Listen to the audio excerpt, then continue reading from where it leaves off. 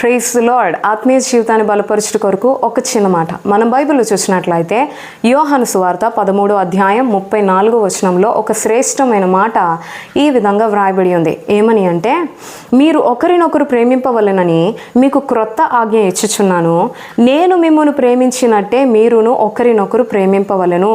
In Jesus name amen. దేవుడు మనకంటూ ఒక క్రొత్త ఆజ్ఞ ఇచ్చాడండి. ఏంటి అంటే, నేను మిమ్మల్ని ఎట్లా అయితే ప్రేమిస్తున్నానో అదే విధంగా మీరు ఇతరులని ప్రేమించండి అని. ఈరోజు యేసయ్య బిడ్డగా ఉన్న నీవు ఇతరులని ప్రేమిస్తున్నావా? ప్రశ్న. ఎందుకు అంటే, ఈరోజు చాలామంది ఇతరులను నన్ను ద్వేషిస్తున్నారు, ఇతరులను నన్ను బాధిస్తున్నారు, అవమానపరుస్తున్నారు, నేను ప్రేమించను అంటున్నారు. వారు చెడ్డవారు, నేను ప్రేమించను, వారు చెడు స్నేహం చేస్తున్నారు, నేను వారిని ప్రేమించను అంటున్నారు. ఒక్కసారి ఆలోచించినట్లయితే ఒకప్పుడు నీ జీవితం కూడా పాపమే కదా, ఒకప్పుడు నీవు కూడా పాపియే కదా. ఒకప్పుడు పాపంలో పడి చెడి జీవిస్తున్న నిన్ను యేసయ్య ప్రేమించలేదా? యేసయ్య నిన్ను దర్శించలేదా?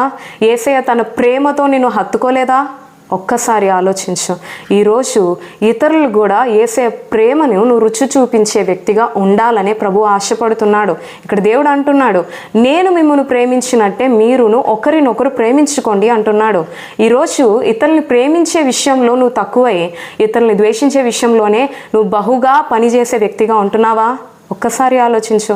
మనం ఇతరుల్ని ప్రేమించే విధంగా ఉండాలి. మన శత్రువులు సైతం ప్రేమించేవారిగా మనం ఉండాలని ప్రభు ఆశపడుతున్నాడండి. ఈరోజు సజీవులుగా దేవుడు నిన్ను నన్ను ఎందుకు ఉంచాడు అంటే, యేసయ్య ప్రేమను ఇతరులకు మనం కనుపరచాలనే. యేసయ్య రుచి మనం చూసాం, యేసయ్య ప్రేమలో ఉన్న మాధుర్యం చూసాము. మనం ఏం చేయాలంటే ఆ ప్రేమలో ఉన్న మాధుర్యాన్ని ఇతరులకి పంచిపెట్టాలనే ప్రభు కోరుకుంటున్నాడు మన జీవితాల నుంచి. సో ఈరోజు నిన్ను ద్వేషించు వారిని నువ్వు ప్రేమించు, నీ శత్రువులను ప్రేమించు, నీ యొక్క హెచ్చును చూసి అసూయ చెందిన వారిని సైతం నువ్వు ప్రేమించడానికి ప్రయత్నించు. తద్వారా నువ్వు ఎప్పుడైతే అదే విధంగా ప్రేమిస్తూ నువ్వు దేవుని బాటలో నడవడానికి ప్రయత్నిస్తావో, తద్వారా నీ జీవితాన్ని బట్టి దేవుడు ఎంతో సంతోషిస్తాడు. నిన్ను ఇంకా అనేక మంది ప్రజలకి ఒక ఆశీర్వాద కారణంగా మారుస్తాడు. అటువంటి గొప్ప కృప, దేవుని ప్రేమతో నింపబడి దేవుని ప్రేమ ఇతరులకి పంచే గొప్ప కృప ప్రభు ఎల్లప్పుడూ మనకి దయచేయునుగాక. ఆమెన్.